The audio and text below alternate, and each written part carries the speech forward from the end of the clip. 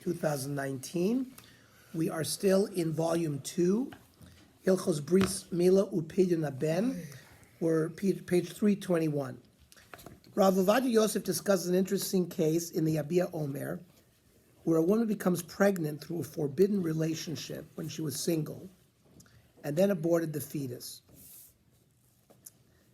Let's say she had married a non-Jew. Let's say that it was a pregnancy through a non-Jew. She later married and had a child. So she had a second child. Since the miscarriage was considered to be her firstborn, the child born from the husband should not be subject to the mitzvah of Pidyon Ben. We learned last week that Pidyon Ben follows the mother. So even though, let's say, she now marries a Jewish man, and the Jewish man has never had children before, if this is not her first child, there would be no Pidyon Ben. Okay. However, the husband was unaware of the incident. She had been too embarrassed to tell him previously, and assumed maybe she was a balas tshuva. And, so before she was from, she had a different lifestyle, right? And maybe she didn't want to reveal that to her husband. And assumed that a Pidyon Ben ceremony should be arranged, meaning the husband made arrangements because in his mind, this is his first child, and maybe he also didn't know the halacha, right? Well, he didn't bother asking. He already made the arrangements for a Pidyon Ben. The shaila is she required to tell him that she previously experienced a miscarriage in order that he not recite the brachos upon Pidyon Ben in vain? Meaning, there's going to be a bracha made. Now, let's keep in mind, all brachos are midrabanan, except for two, Birchas HaTorah and Birchas HaMazon. Those are only the midoraisa brachos that we have. All other brachos, for example, when we shake the lulav, and we say al natilas lulav. So the shaking of the lulav is a mitzvah doraisa, but the bracha that is made is a midrabanan. And for example, if you shake the lulav, you don't make the bracha. You're makayim the mitzvah of lulav. You were not makayim the mitzvah derabanan that the rabbanan gave you to make a bracha for a mitzvah. So let's just keep that in mind for a minute. So let's say there's going to be a Pidyon Ben ceremony where he gives the slime, but the question was, but what about the bracha? Can you make the bracha? Is the bracha levatala? So there's a long response up. So they shortened it. And the Rav Ovadia says the following: Isha should be otachilonit. He says it befeirush that she was not religious at the time. Nisabra be'isser, and then v'hipila es ubra. She had a miscarriage through that relation. La'achar shehukar ubra. It was late enough in the pregnancy.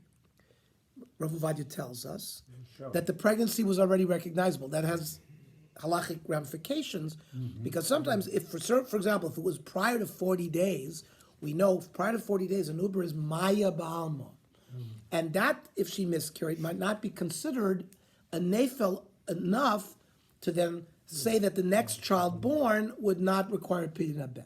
So that's why he adds that piece of data in there. Nisis leven yeshiva. It's a from couple. V'nolam ben bechor. That for him, for the father, it's a bechor. The chosheshes, she's concerned. L'sapir lo she'asta hapala, that she had an abortion or a miscarriage. Kadesh lo yufar shalom bayis. It could create problem shalom bayis.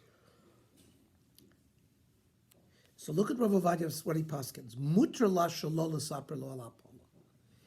She's permitted not to have to reveal that to her husband. V'habal yaseh Pidyon Ben. V'afilu im goremes lo shemavarich bracha levatala. Even though technically he's going to make a bracha, and the bracha is really not accomplishing what it's supposed to accomplish, so it's a bracha levatala. He says, "Ein bezem iser mishum shalom bayis." Yeah, well, there's exersa kosu that it says erase what Chaim is referring to is because you're not supposed to erase Hashem's name. Yet they write there's a parsha that's written that has to be read, and then it gets dissolved. And Chazal tell us better that we should be over that erase Hashem's name and to create shalom bayis. That's a much more severe thing. So ein bezem isur mishum shalom bayis. The tov nachon sharava mekomi, the local rabbi, yodia lakohen sheyedalig ala shelos hashigra tiyos. Normally the kohanim ask, because before the Kohen accepts Pidyon Ben money, he wants to say, you didn't have a miscarriage. So he told the Kohen, don't go into all the details. So very interesting psak of Rav Ovadia. Now, the Shulchan Aruch clarifies that the mother must hail from a family of Yisraelim in order for there to be a mitzvah Pidyon Ben. If the mother is the daughter of a Kohen or a Levi, the mitzvah does not apply. So, says the Shulchan Aruch, Kohanim Leviim P'tur Pidyon Ben, V'afilu Kohenes uLevi Nasul Yisrael. Says Beferish, even if it's a Bas Kohen who's married to a Yisrael, or a Bas Levia married to Yisrael, Ein Ben Chayiv B'Pidyon. Sheina Davar Toli Ba'av Ela Be'em. Shneimar Peter Rechem B'Yisrael. So the father must redeem the firstborn son by giving the value of 5 sloim to the Kohen. One is not obligated to give money. Even Shava Kesef would be good. As an item worth the same value is also acceptable. As it says in Gemara Kiddushin, the Tanya, let's say the Baal Abayis says, Egel Zel Pidyon B'ni. I want to give this calf, or Tali Zula Pidyon B'ni. Lo Amar Klum. That doesn't work. But if he says, Egel Zeh B'chomei Sloim L'Pidyon B'ni, you have to say, this egel that is worth 5 sloim, and I want to use this for my pidyon, or Tali Zula B'chomei Sloim Pidyon B'no Podui. The ben is Podui. What is the value of 5 sloim in modern times? Rav Ovadia Yosef states that it's equivalent to approximately 100 grams of silver. So now, when we give a coin, I remember when I gave the coins, Yes? or my son gave the coins to Rav, he got it back.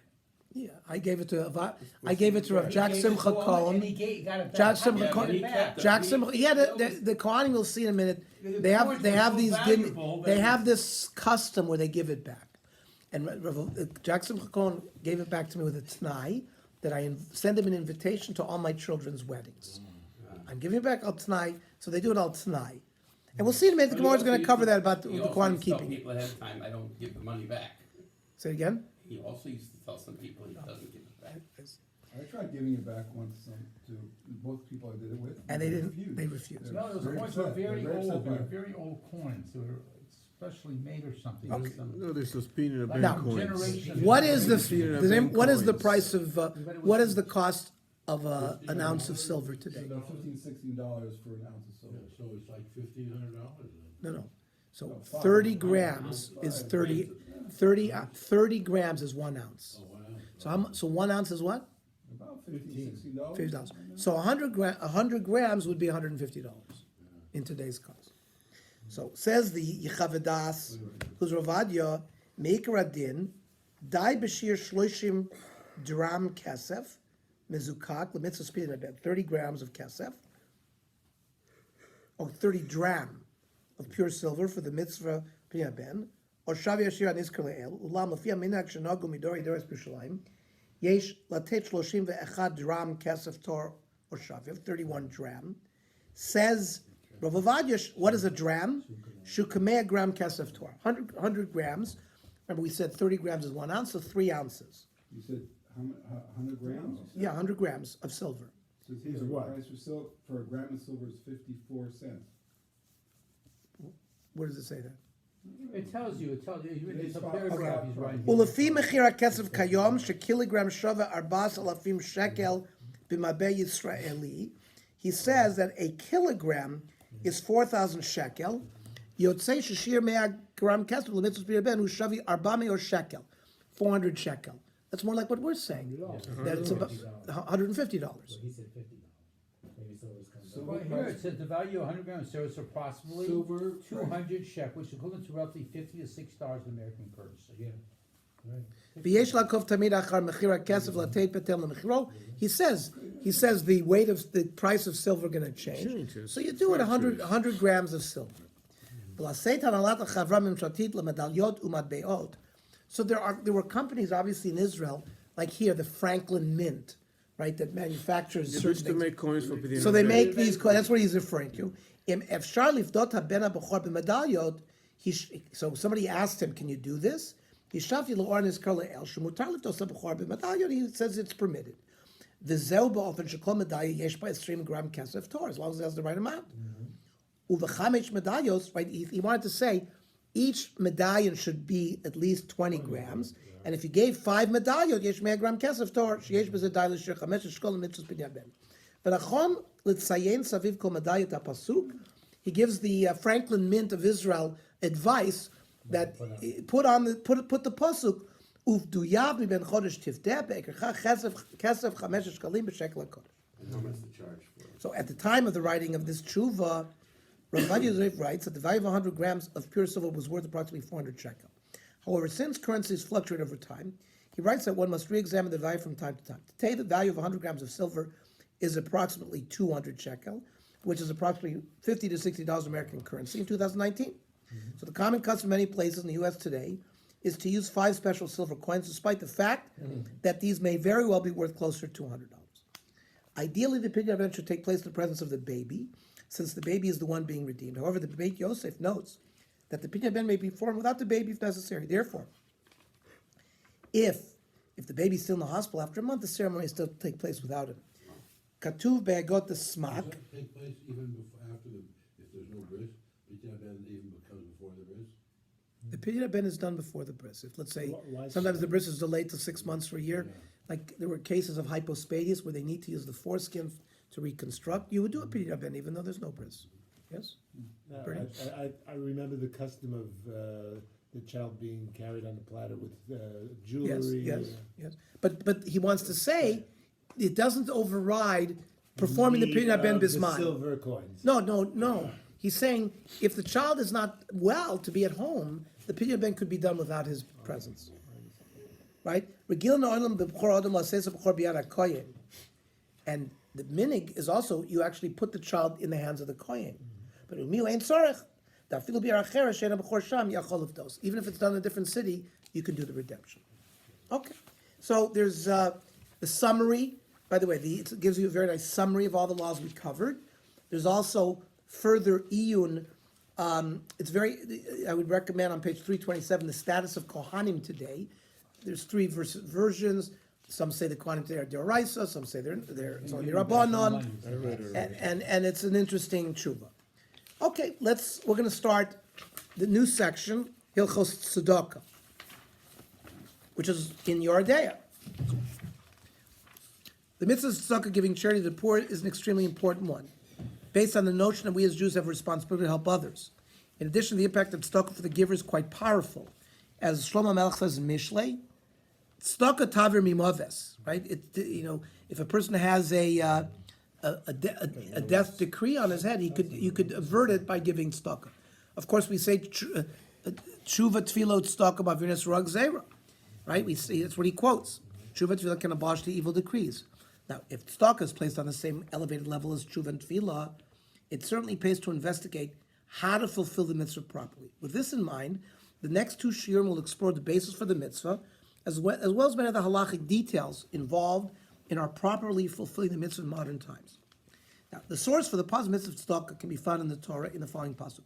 Right? There's a lot of psukim in the Torah that seem to refer to tzedakah and giving things, but the specific pasuk is we learn this in Aser Taser, right before Kol HaBechor.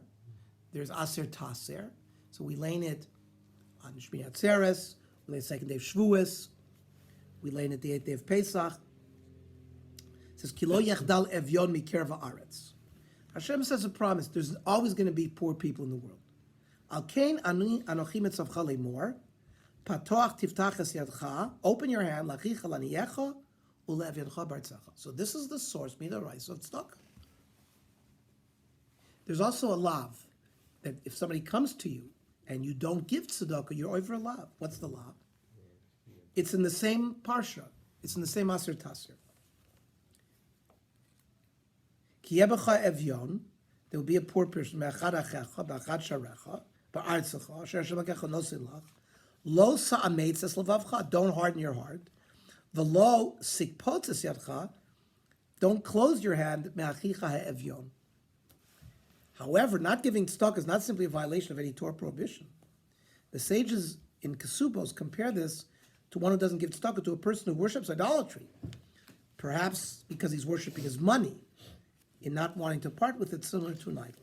Says Kesubos Daf Samachas, v'tari Rav Chia bar Rav Midifti, that Rabbi Shimon Karcho Omer, kol amalim enev v'nat tzedakah, somebody sort of averts his eyes from tzedakah, ki ilu oived avodah zarah. It's as if he's worshiping idols. Ksiv hacha, what's the pshat? It says Ishar Melacha Pen Yed Devar Im Lavcha Blial. That's a pasuk that relates to Avodah Zarah. Uksiv Hasum.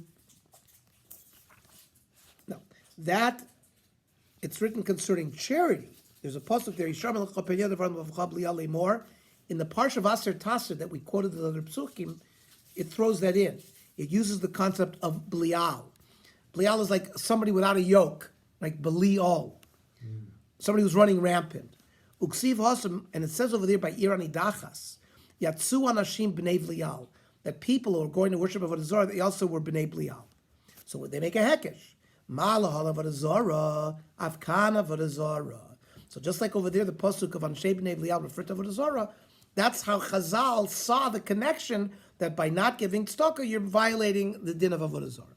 So in addition to being associated with idol worship, the refusal to give tzedakah to a needy person standing before him may also constitute a particularly severe transgression because it can potentially endanger lives. This is from the Gemara in Tainus. Amru alav al Nachum ish Gamzu. Nachum ish Gamzu is a famous Tana in the Gemara. Whose Rebbe was he? He was Rabbi Akiva's Rebbe, Nachum ish Gamzu.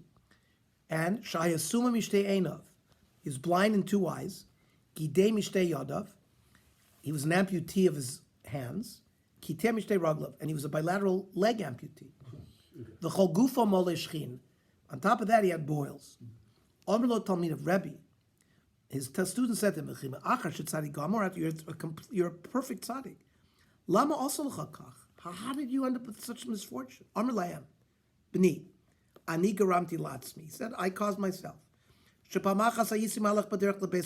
on his way to his father-in-law's house. V'haya imi masui shloisha chamorim. And he was schlepping 3 donkeys worth of things. Echad shel Michael with food, echad shel mishteh, drink, the echad shel minim agorim, and all sorts of delicacies. Ba ani echad v'amad li b'derech. I was confronted by a poor person who stood in the road. V'amar li Rebbe Parnaseni. He said, Rebbe, give me some tzedakah. I don't have parnasa to eat. Amarti lo. So he says, listen, hamtein ad she'efrak ben achamor. He didn't say I'm not giving you. He says, wait a second, let me unload. I have plenty of food with me, but I've got to unload it. Wait a second, let me unload it. Lo yispakti lifrak ben achamor ad sheyatsa nishmaso. The person was dying of hunger. I didn't recognize that. And while I was unloading the donkey, he died in front of me. Halachti v'nafalti al panav. I fell on my face. V'amarti, einai shlo yichosel einecha. My eyes that were not properly attuned to your suffering, yasumu, should become blind. And yadai shlo yichosel yadecha. And my hands that weren't concerned about your hands, yidgamu, should be amputated. Raglai shlo chasol raglacha. My feet that were not concerned about your feet, yidkatu, also should be amputated. And after saying all of this, and I thought that maybe in these statements that I've made, I would somehow calm my soul down. He had to throw in, and my whole body should be afflicted with boils. And then he felt better psychologically. Amrulo says, Talmidim, after hearing this, Oy vay that we see you in this condition. Omar lahem, he said to them, Oily im loy return mikach. No, it would have been worse for me if I would have shown myself normal, not afflicted with all this, after treating the oni this way. So, of course, this is a very extreme story, but we see the seriousness of not giving sufficient tzedakah from the halacha mentioned by the Yalkut Yosef, based on the Shulchan Aruch quoting Yordeya, that the Beis Din theoretically has the right to compel a person to give tzedakah according to his capabilities. Means Beis Din, at a time when Beis Din had, sufficient power, to be able to enforce it, could go into your home and have a lien on your property if they paskined up, you should be giving so much tzedakah, and we see you're not doing it, Beis Din actually has the financial authority to take it from you. And even an ani who's getting tzedakah is chayiv litain mimashi sheyitnu lo. He has to give some of what he's been given as tzedakah. Beis Din has the power to force it. Umakinois or makas mardus. They give malchus, again, rabbinic malchus. Ad she'iten masham duliten. And they'll do an assessment. You know, we had it today was property tax day, right? So they assess us. This is what your value is. This is what you owe. So Bezdin has the same power. The Yordim l'chasa b'fanav, they can actually go into his estate and take the money.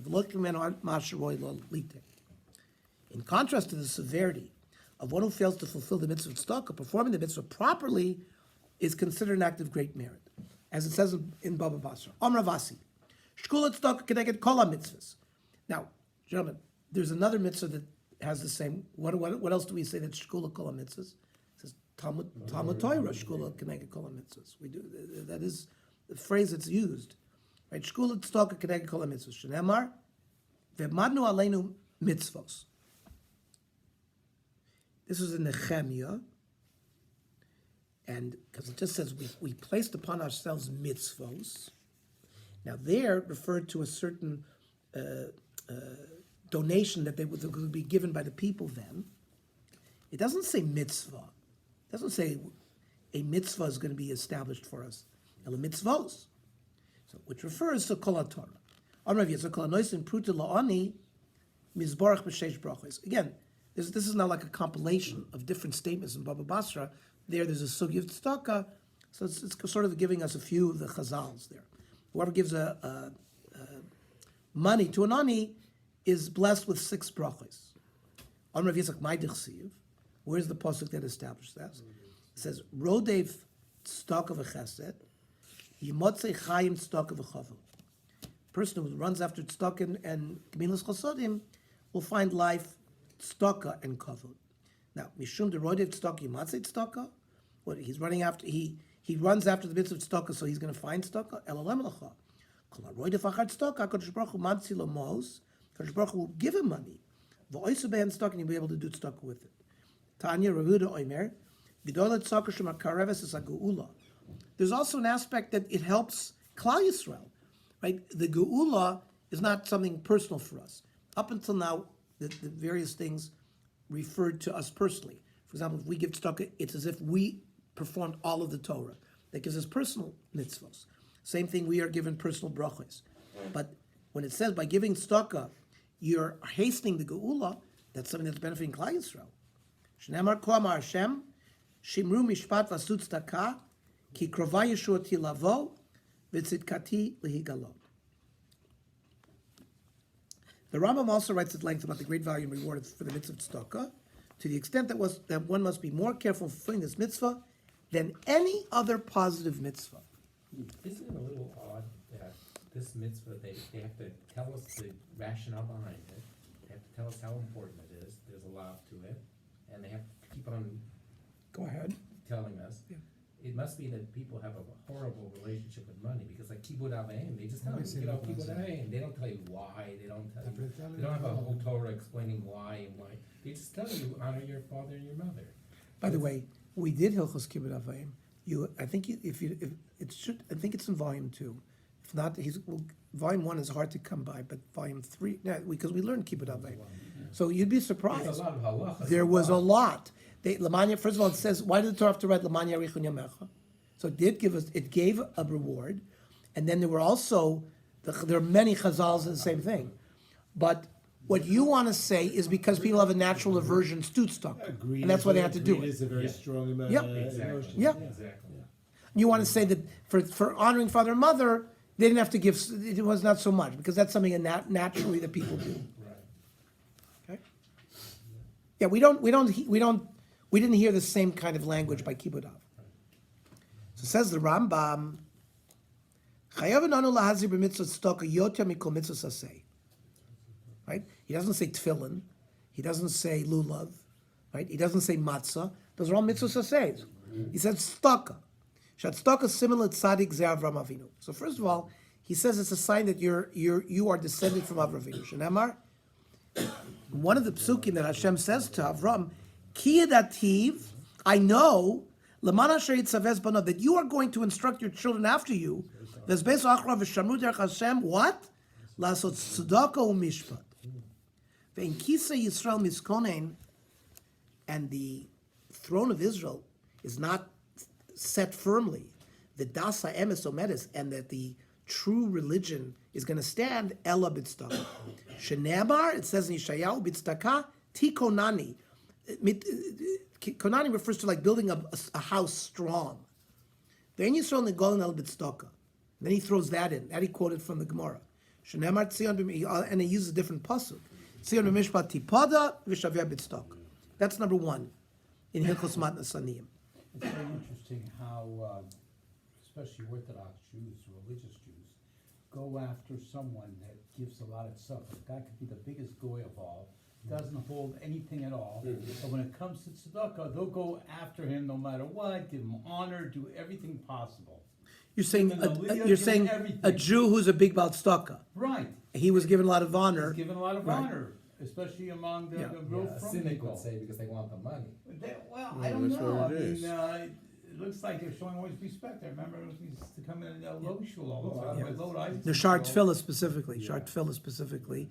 There was a lot. There were a lot of the one time a year Jews, and were given a lot of covet, and they were big Balei Tzedakah. You have a good point. It's called meeting the budget.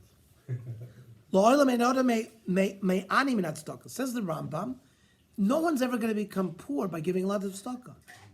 The ein davar ra, v'lo hizik nigla b'shvil tzedakah. Nothing bad's going to happen to the person. He's not going to be damaged because of tzedakah.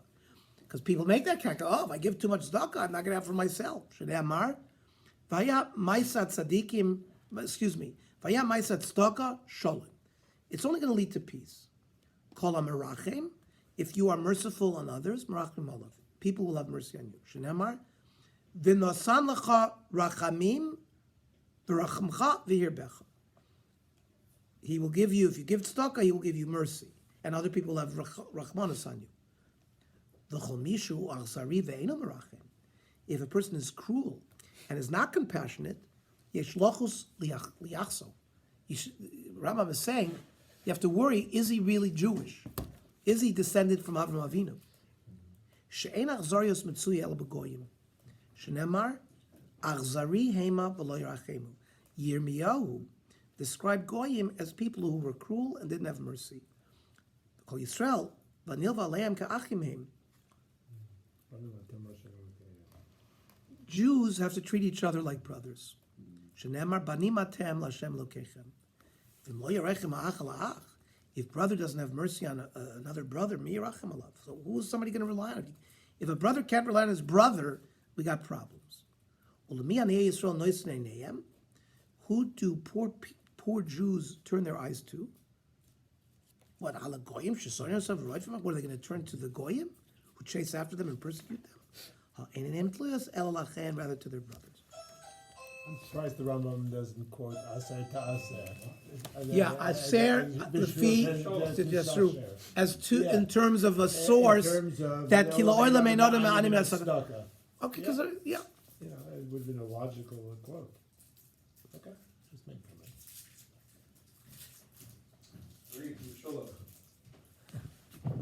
These are minions.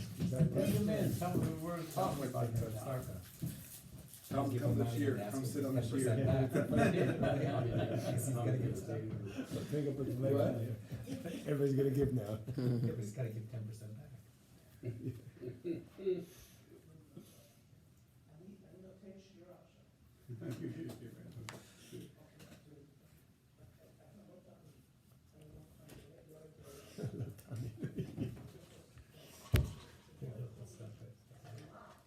He's doing a little stack of it. Yeah. I'm quoting again.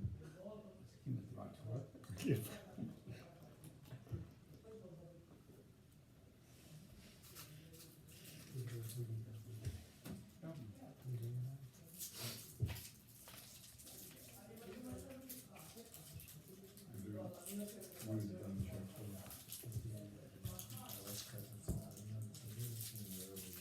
No, that's your brother, no? And the Rambam, the great eagle.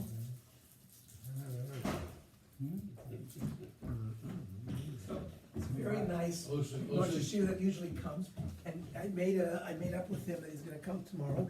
But I made sure to give him something right now, because I told him we're learning, and it's a law if somebody's standing in front of you not giving you, I gotta give something. What was that?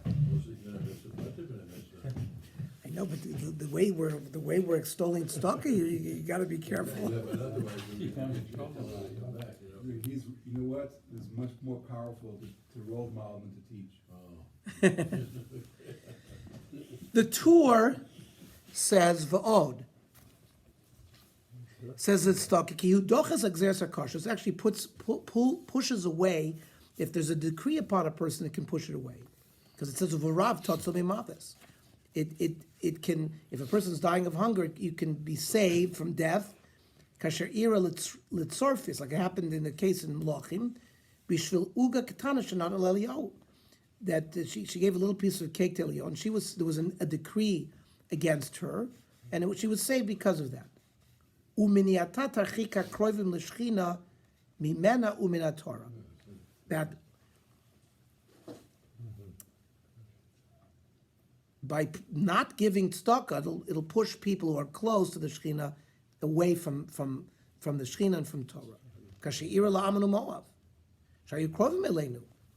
Remember, Ammon and Moav were the children of Lot. I mean, Lot had relations with his two daughters. Eventually, Ammon and Moav were created. And then when Klal Yisrael came through the Midbar, we have a parsha there in Parshas Chukas, they didn't want to allow us to go through. Even though there should, remember, it was Kfuya Toiva, because Avram Avinu did a lot of Toiva for Lot, he saved him, so there should be Hakoras Tov, so they spit back, there was Kfuya Toiva. Because of that, the din is we cannot marry an Ammoni and a Moavi. They were punished because they were not charitable.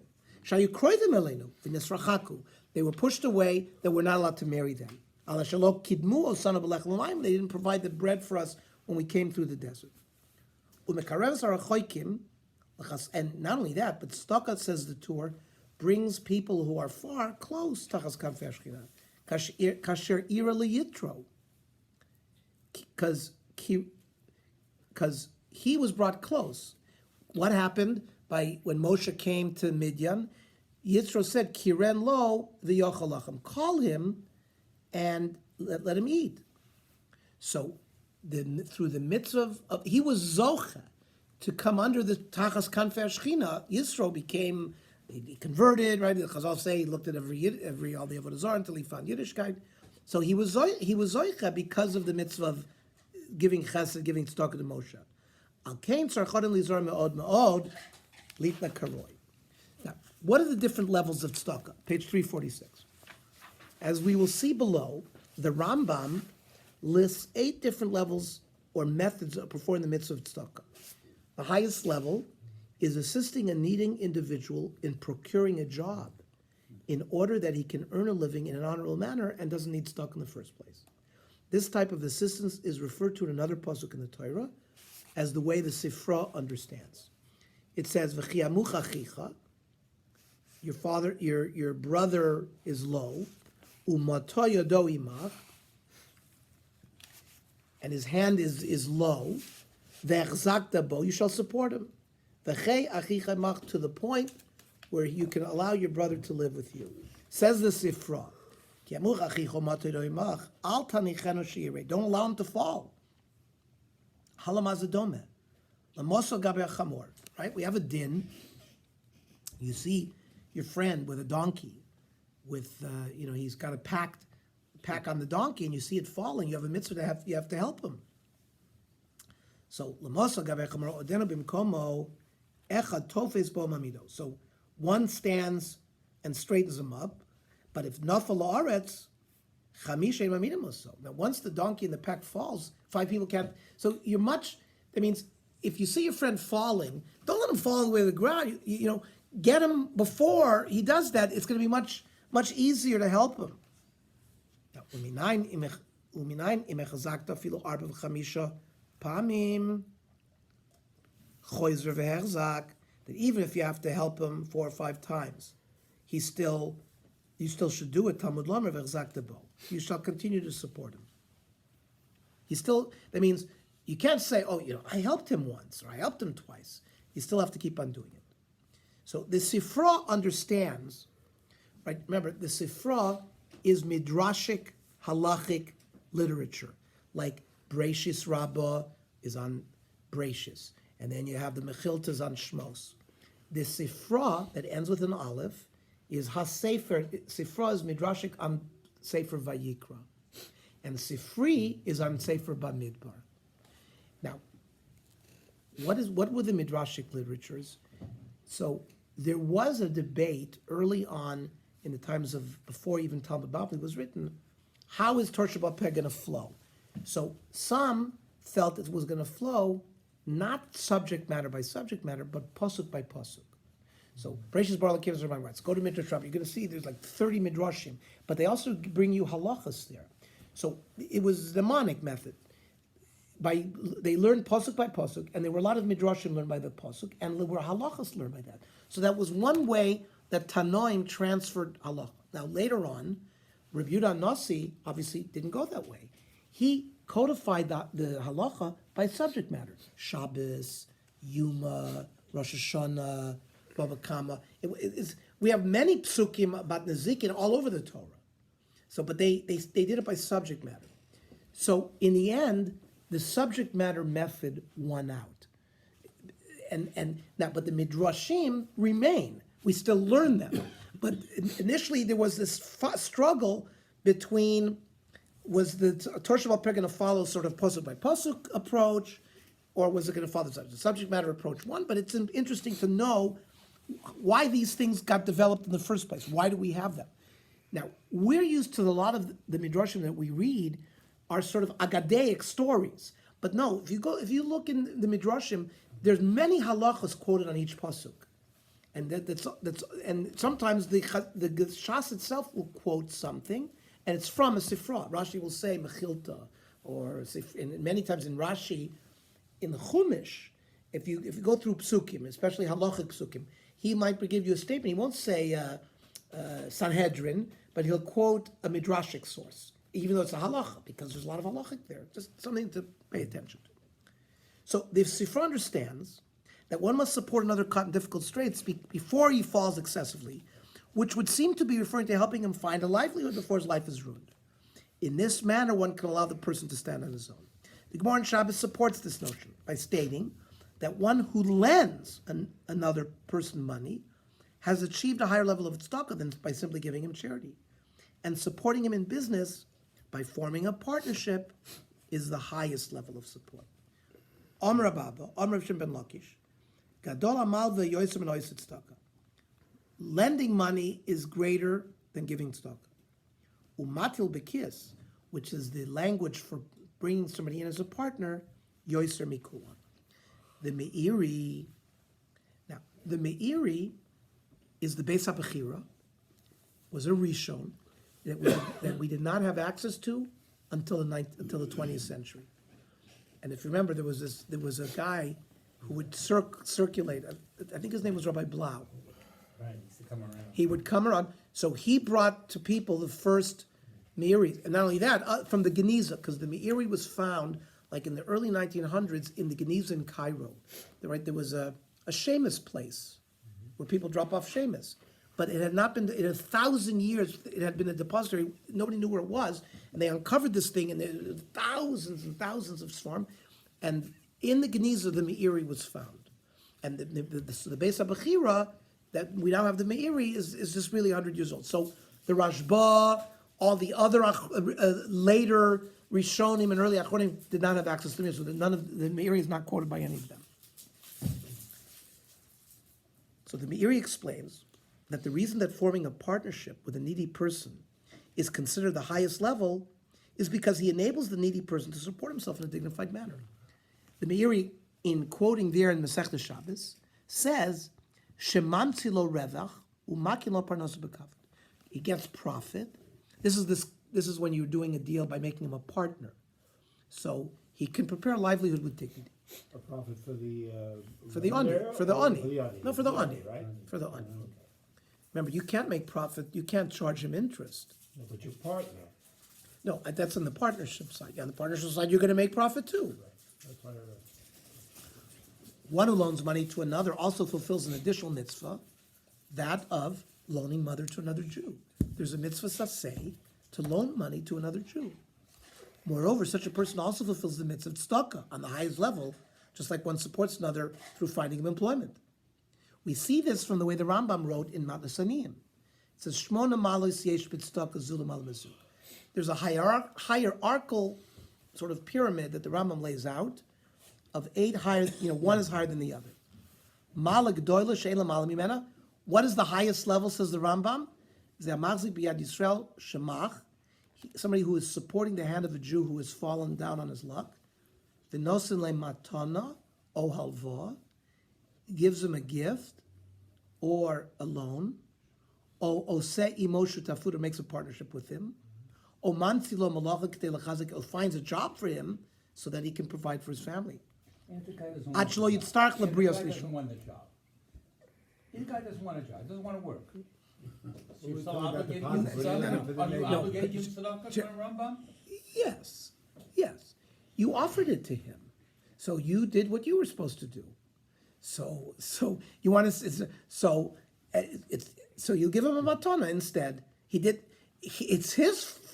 the fool for not accepting the better deal. We understand that it's a better deal to be offered a job. Well, than we that- don't know what his circumstances are, that's the problem. In other words, we don't know. The guy doesn't want a job, because he knows he could make a lot more going from house to house to house, from city to city to city to city. We're not there, we're not there yet. Give but us Obviously, the- obviously, it's a big question in modern times we have of the scale of the problem. Yeah, What? that's money. The scale of the problem that exists in especially in Israel, we have people that, in a sense, are putting themselves in Dependency. in a predicament, and it's multi-generational now. Okay, And- they're gonna deal with this. What is matana? Because he's putting Yeah. matana. He put matana as its tzedakah. Yeah, but before we said that if you give. The highest level, he seems to equate them. Yeah, So because he that's says, like- "Noza matana, o alva, o esemei shutafut." He seems to put them all on the same level. Yeah, I think he's not. He's going up in the 3 madrega. We hope that's what the He's Rambam talking is No, doing. but he says no, he says, oh, It's matana, Mazola Malamazu. Oh, okay. I think that's Oh, matana. Right, Oh, matana, then loan, then somebody does a partnership, or you find him a job. That's correct, okay. Sure, I mean, ועל זה נאמר, החזקת בו, גר ותושב וחי עמך. כלומר, החזק בו, עד שלא יפול ויצטרך. The reason that this is considered the highest level is that helping a person support himself through providing a loan or enlisting him as a business partner is not shameful, and he does not perceive himself as the beneficiary of tzedakah. There's a humiliation issue. There's by giving somebody, it's by helping somebody, and it's not in a tzedakah thing, it works. I'm sure all of you, I've certainly been involved in something where I was asked for a loan, where I gave a loan, and it turns out it ended up being a tzedakah situation. But that perhaps is a format of avoiding embarrassing the person. On your level, you might not, but it could be that is really where this describes this situation, because by doing it that way, it allowed the person to maintain his dignity. The Rambam continues by listing the 7 other levels of tzedakah in descending order of merit. Pachas mizeh, hanosin tzedakah laniyim, v'lo yada lemi nosan. So that's the concept of v'lo yada ha'ani mimi lakach. So there's a level even in tzedakah. Once he didn't accept the job, he says the best way of giving tzedakah is you don't know who is going to get it, and the ani doesn't know who he's getting it from. Sharezu mitzvah lishma, because then there's no issue of somebody it's purely lishma. The Beis Hamikdash had places like that, secret places where you put money in, and you didn't know who took it, and the people who took was maybe like a different door. You put money here, and the person came on the other side, and nobody saw each other, so it was done the chashoy, secretly. Shahayu at tzadikim noistim bo b'chashoy. Right? The tzaddikim gave and they didn't know who took, and the aniyim took and didn't know who gave. Then he says, Korav l'zeh, but probably a little lower. Hanosein l'soch kupal shot tzedakah. Right? You have a tzedakah box, and you give it into the tzedakah box, so you don't know who's going to get that. Lo yitin adam l'soch kupal shot tzedakah elam kain Yodea shamamuna neman v'chocham yodea lani kashura. Don't put it in a tzedakah box where you're not sure that tzedakah is going to be distributed equitably and honestly. Rav Chananya ben Tradyon. But that's not your responsibility. That's Yeah. Well, it's your responsibility. Your responsibility to give the tzedakah. It's whoever is the. No, the Rambam says, It is your responsibility. Yeah, but Don't that's put the it, question. Ella in can you, Yoideh should know, it's taking, you can't absolve yourself of that responsibility. You have to make sure that you give it to somebody who's mamuna. So we have the what do you call it, the Vadat Staka. We have a set, Benevolent fund. no, but the So community, A Rav will give it out. We'll decide who.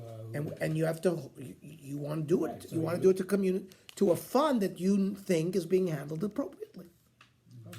So what about the guys who come and knock on the door and they bring a paper for, Well, when they get their paper through the Vadat Staka, so you hope that whoever's administering that fund, used to be Rabbi Halberstam or whoever it was, is checking them and making sure that it's being done, because we're gonna see what the rules are. It has to be done, Neman, Chacham, V'yodeh Lahani Kashura. Now, the Rambam is continuing. Pachas mizeh, sheyeda hanoisen l'mi yitain. It's interesting that the next best level is you know who you're giving, v'lo yodei ha'ani mimi lakach, but the ani doesn't know. K'gon gdolei chachamim, shayu holchin b'seiser, umashlichin amos v'pischei aniyim. So the word tzaddikim who would go, they knew that an ani lived at a certain place, and they would leave money there. So they knew who was giving, but then the ani would find money there, and they wouldn't know who gave it to him. The Rambam says that's the next best level. Because they're roy lasois, umala toivehi, im eina mamunim b'tzedakah noagin kishura. Bernie, he says, if the people running the community chest, you don't think are handling the tzedakah properly, you should not give it to the community chest.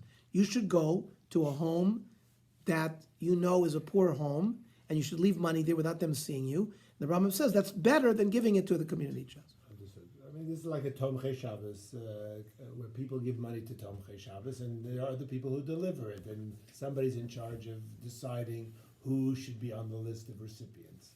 So then you're not aware of who you're giving it to. You're not embarrassing them. and I think the they're not being Tomchei Shabbos was the higher level because they don't know who's giving, and the ani doesn't know who's they getting. do. I know you gave last week. He wasn't No, but there. I'm saying, no, the ani doesn't know. Not embarrassed. Yeah, but only doesn't Your know. name was there. But you don't know. No, but you don't know who's getting it. Not this yard sale. I know. Lo yoda But lemino they son. know who You give gave it to the tzedakah fund of the shul. Yeah, so, but I don't know who's the recipient. That's Right. what Lo it is. yoda hanimi lokach. Tomchei Shabbos, I think, fulfills that. Pachos mizeh sheyeda hanimi natal v'lo yeda noiseh. If the ani knows who they're getting from, and the person doesn't know who the ani is, that's a lower level. So there was a mechanism. Think about the hobos who used to rock around with like a stick and like a sack in the back of their stick. So the tzaddikim belongings. So the tzaddikim would have like a stick. They'd have a bag of money behind them. They would walk through the neighborhood, and aniyim would come. So the aniyim would know who they're getting it from, but the tzaddik wouldn't know who's taking it. So that is a mila in staka. It's lower than the first one we said, where the tzaddikim would know who they're giving to, but that's already a mila. Try that. The kananiyim v'noitlim Try that kadei shlo down. yelehem busha. There's no embarrassment this way because the tzaddik didn't see who's taking from them. Pachas mizeh sheyitin lo biyoda kodem sheyishal. So there's a higher level of tzedakah if you give it to the ani before he has the opportunity to ask for it. So if you see an ani, just give it to him. By waiting for him to ask, to put his hand out, that's a lower level of tzedakah. It's a higher level of tzedakah to give before he asks. Pachos mizeh sheyitin lo achar sheyishal.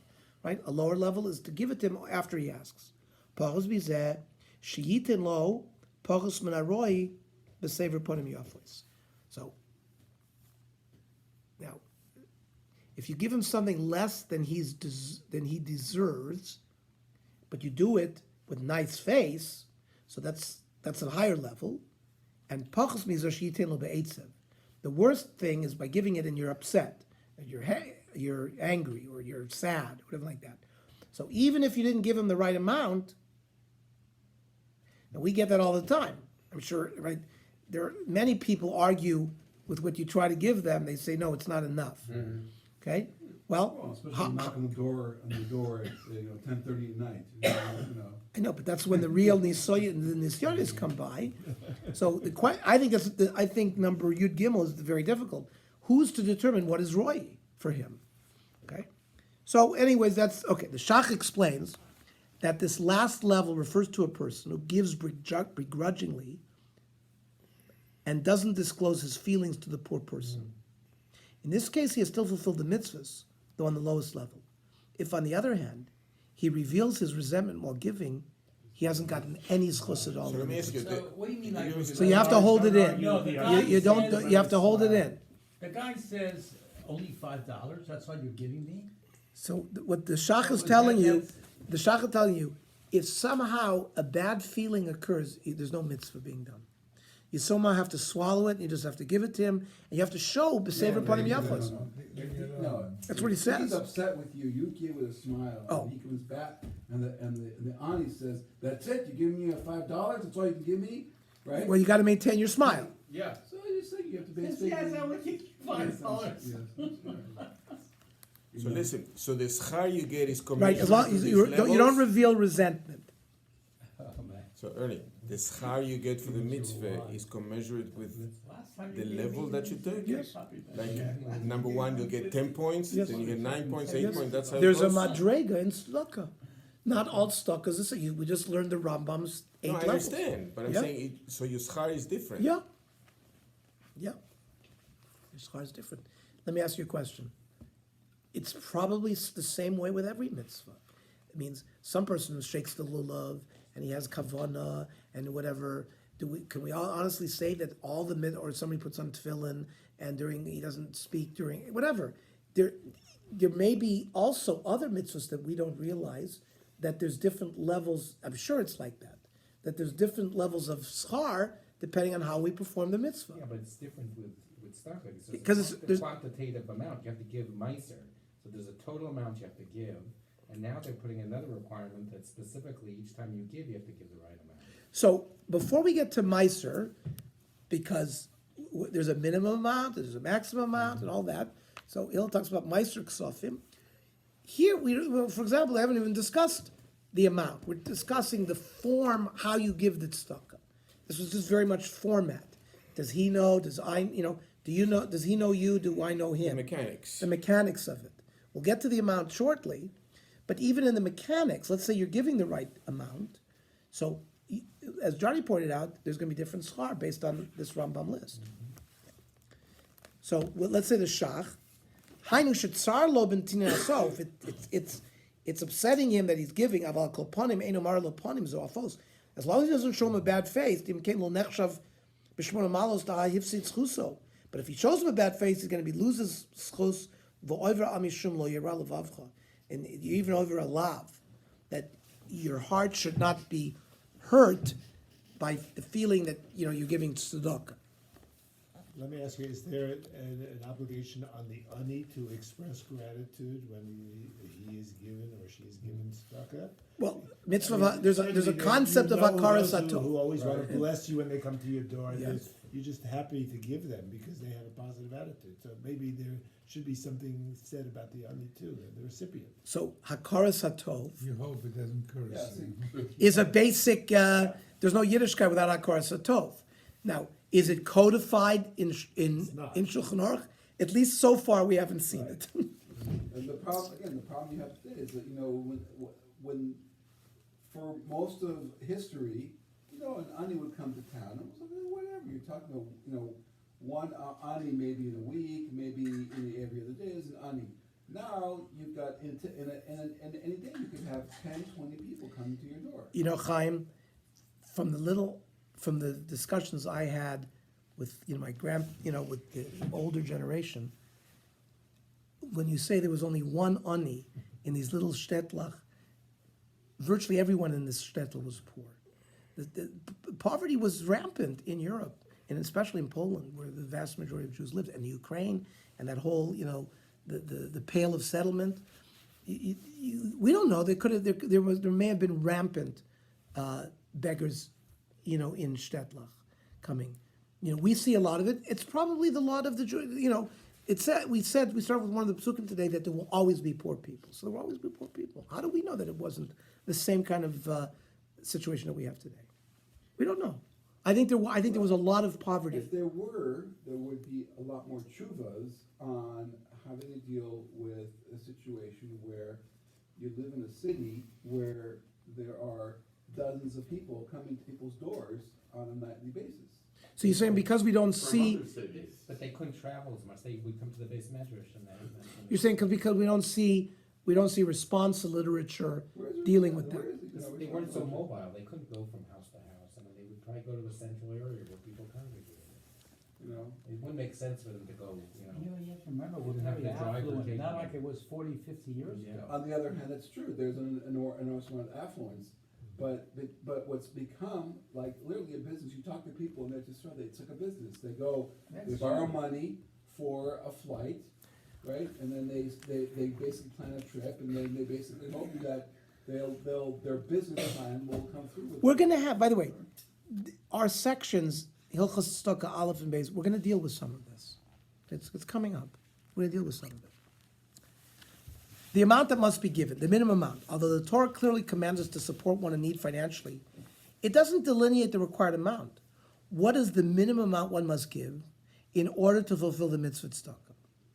So we have to build this. The Gemara in Baba Basra says, Amar Ravasi, Lo'olam al yimna adam atzmo milatet shlishish hashekel b'shana. You have to give at least 1/3 of a shekel a year in tzedakah. Shenemar, ve'abmadnu aleinu mitzvos, losis aleinu shlishish hashekel b'shana lavodas beis Elokeinu.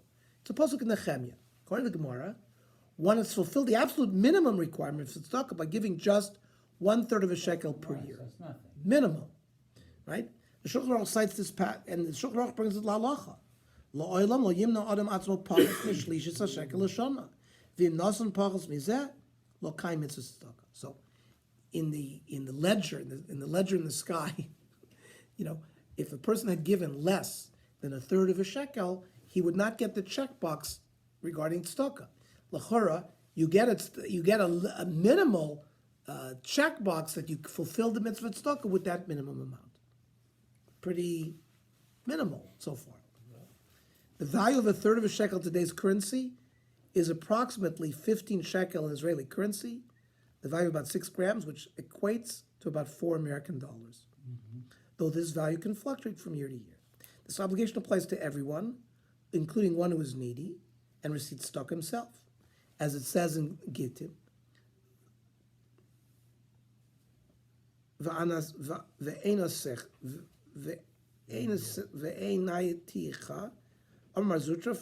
think it's spelled properly. So it quotes a pasuk. It says even an ani who lives off tzedakah has to give tzedakah. According to the later poskim, this amount need not be given all at once, but as a total sum of all tzedakah one is given during the year, even when the individual sums are less than a shava pruta, a minimum amount of money.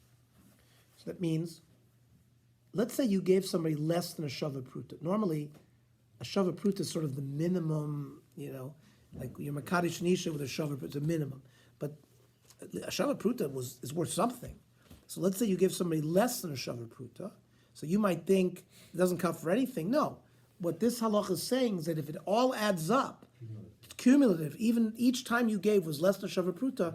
If you end up during a year to give up, you end up giving more than that minimum, you would require it. That's the chiddush. This one who gives a small amount of stock on a regular basis certainly has fulfilled this minimum level of the obligation. Listen, you give a penny, so that's less than a shava pruta, and you give the children pennies to give in the tzedakah box, but they do it. So even the child is your makayim mitzvahs chinus tzedakah, right? Because you want to in mitzvahs chinuch you want to educate the child to do the way you're supposed to do it. So over a year, even a child will end up fulfilling the mitzvah.